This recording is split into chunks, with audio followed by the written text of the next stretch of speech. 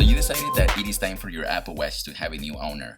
And you are asking yourself, how do I prepare my watch to sell it? Here's how.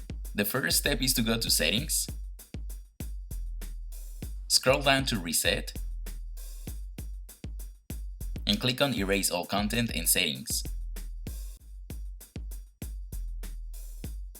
Your watch will start to delete the system and all of your data. At this point, you need to be patient because it is going to take about 10 minutes to complete the process. Once it is done, you will need your iPhone for the next step. Click on the watch app to confirm that everything was deleted. If you see this welcome screen, you are good to go for the next step. Click on Settings, iCloud, and find your Apple Watch. Click on it and select Remove from Account. It is going to ask you to confirm, click Remove, and that's it. Simple as that, your Apple Watch is ready for the new owner. And you are also ready to upgrade to a new shiny watch. That's it for today. If you like this video, click on the like button and subscribe.